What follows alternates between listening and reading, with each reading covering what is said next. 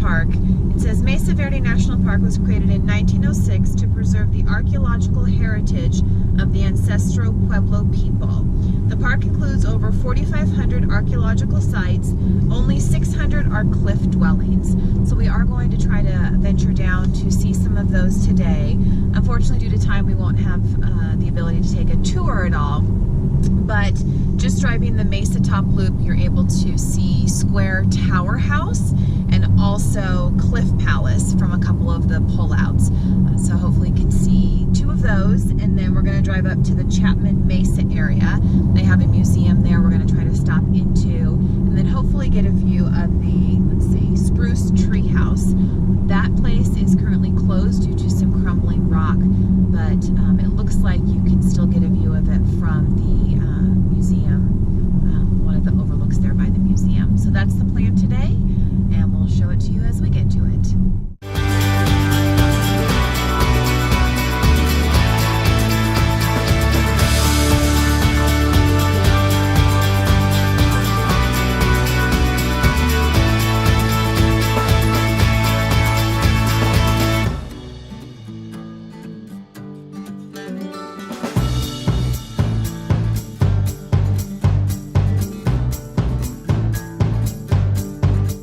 Okay, so we just got to the Square Tower House overlook, and we're gonna go check that out to see what it looks like.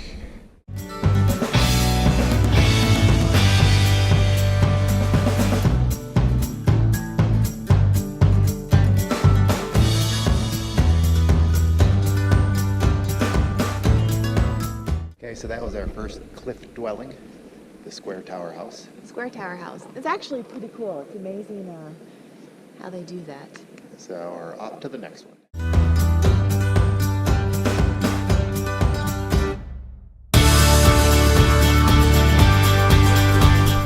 All right, so we're going to see the Mesa Top sites. It wasn't on the little tour book, so I'll go and take a look to see what it is.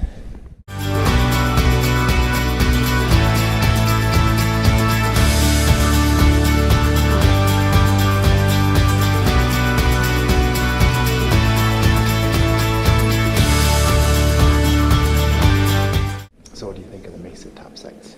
It's pretty cool. It's a lot closer than I thought you'd be able to get to this stuff.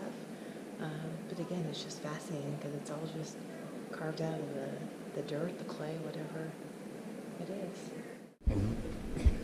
And what they did is look like they just built a shelter over it so that way they could preserve it a little bit better. So it's actually pretty cool. So that wasn't on our approved list of stops for today, but definitely glad that we were able to stop in and see it and get a real close first hands-on experience. Well, not hands-on, but you know what I mean.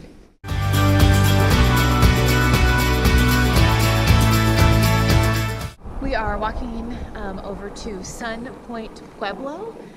It looks like it's another one of the covered, preserved areas where we get a little bit closer up to view some of the construction of what was built before.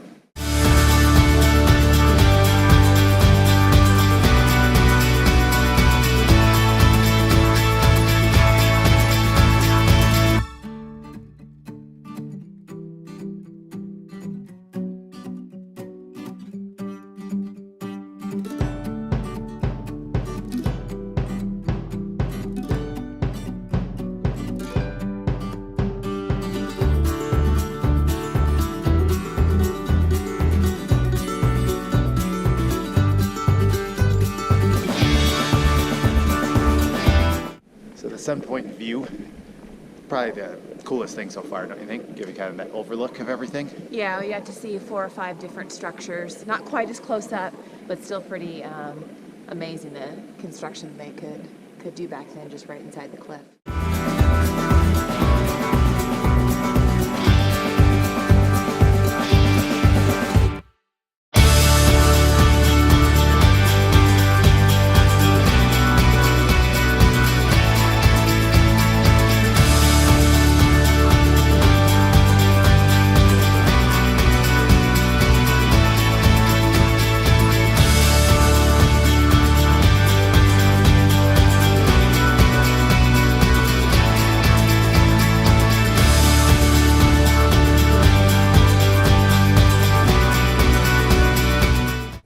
Okay, so here's a little bit of the mystery of the Sun Temple.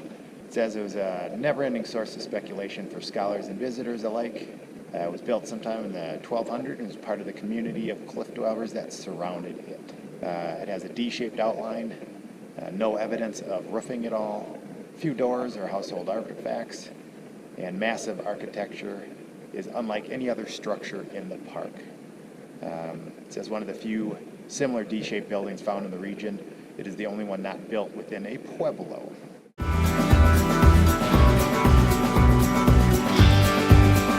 We are on to our next stop here, just a walk through the path. It's the Cliff Palace view, and I think that's the huge structures in the cliff there. So we'll show it to you when we get up there.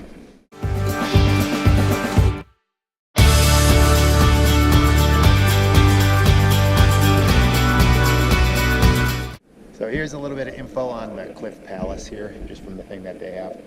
It says it with at least 150 rooms. It's an exceptionally large cliff dwelling. It is construction on a very special location, surrounded by a vibrant, active community.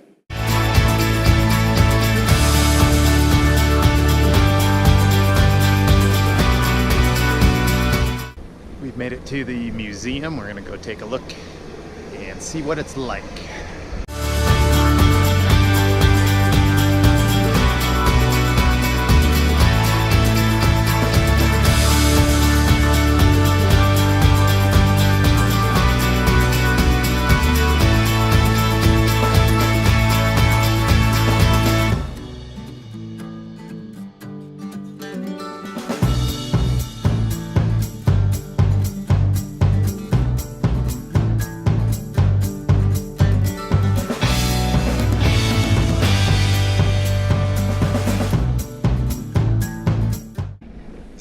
Heading off to Spruce Tree House.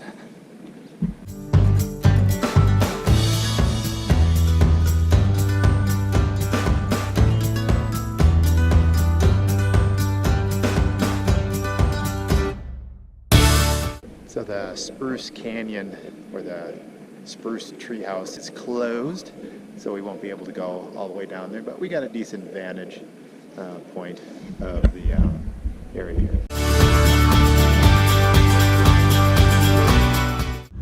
We've just finished up with the park and we're heading on out. So here are my thoughts on the park.